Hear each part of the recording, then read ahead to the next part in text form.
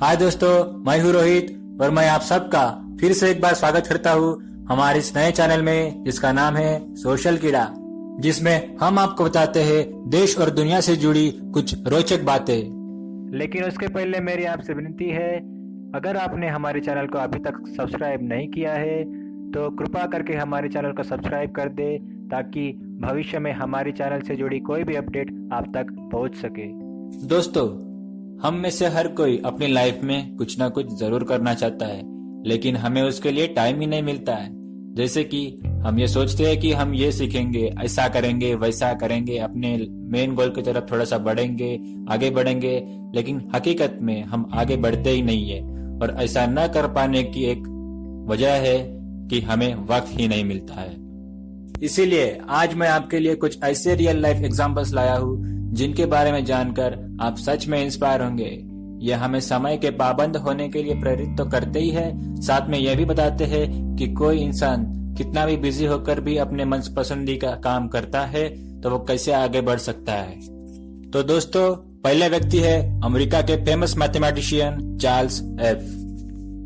USA के famous mathematician Charles F ने रोज केवल 1 घंटा मैथ सीखने का नियम बनाया था और उस नियम पर अंत तक डटे रहे।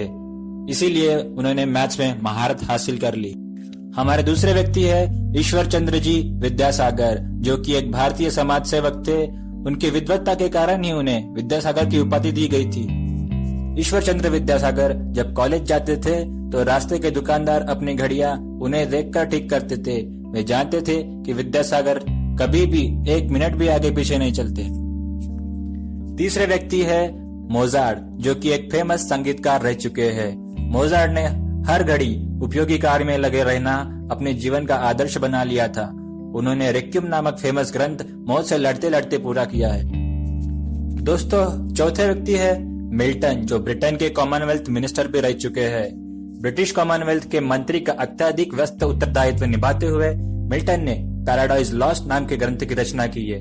राजकार्य से उन्हें बहुत कम समय मिल पाता था, तो भी जितना कुछ समय मिलता था वो उसी काव्य में अपना अर्पण कर देते थे। दोस्तों, चौथा व्यक्ति है गैलीलियो, जो ग्रेट फिजिसिस्ट, साइंटिस्ट, इंजीनियर और मैथमेटिशियन भी रह चुके हैं। आप में से बहुत कम लोगों को पता होगा कि गैलीलियो की मेडिकल शॉप भी थी, फिर भी उसने थोड़ा थोड़ा समय बचाकर विज्ञान के महत्वपूर्ण आविष्कार बना डाले, जिनमें से एक आविष्कार टेलीस्कोप का है। दोस्तों, अगले व्यक्ति है हेनरी किरक। हेनरी किरक ने घर से ऑफिस तक पैदल आने जाने का जो समय था उसका सदुपयोग करके ग्रीक सीख ली। फौजी डॉक्टर बनने के बाद उनका अधिकांश समय घोड़े पर ही बीतता था। उन्होंने उस समय भी इटालियन और फ्रेंच भाषा सीख ली। दोस्तों, सातवें व्यक्ति है एडवर्ड वाटलर। एडवर्ड वाटलर ने राजनीति और पार्लियामेंट के कार्यक्रमों में बिजी रहते हुए भी 60 ग्रंथों की रचना कर ली। वह कहते हैं कि उन्होंने रोज 3 घंटे का समय अपने पढ़ने और लिखने के लिए फिक्स किया था। दोस्तों, 8वें व्यक्ति है लॉन्गफेलो। रोज चाय बनाने के लिए पानी उबालने में जितना समय लगता है उसमें व्यर्थ न बैठकर लॉन्गफेलो ने इन्फर्नो नाम के ग्रंथ का अनुवाद कर लिया। 9वें व्यक्ति है नेपोलियन बोनापार्ट, जो कि एक बड़े साम्राज्यवादी प्रशासक थे। नेपोलियन ने ऑस्ट्रिया को इसलिए हरा दिया क्योंकि वहां के सैनिक उनका सामना करने के लिए 5 मिनट देरी से आ गए थे। इसके साथ साथ वाटरलू के युद्ध में नेपोलियन इसलिए बंदी हो गए क्योंकि उनका सेनापति 5 मिनट देरी से आ गया था। दोस्तों, हमारे 10वें एग्जाम्पल है महात्मा गांधी यानी बापू। दुनिया में शायद ही ऐसा कोई होगा जो इन्हें नहीं जानता। महात्मा गांधी दातुन करने से पहले शीशे पर गीता का श्लोक चिपकाया करते थे और दातुन करते समय उसे याद कर लिया करते थे, और इसी तरह उन्होंने गीता के 13 अध्याय याद कर लिए थे।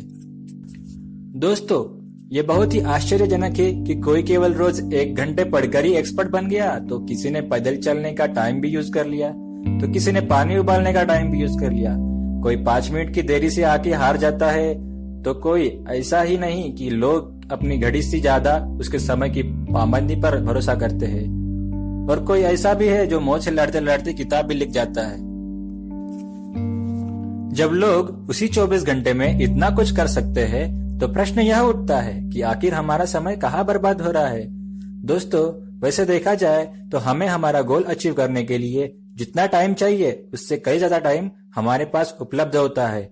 बस जरूरत यह है कि हम उस अमूल्य समय को बर्बाद होने से कैसे बचाते हैं।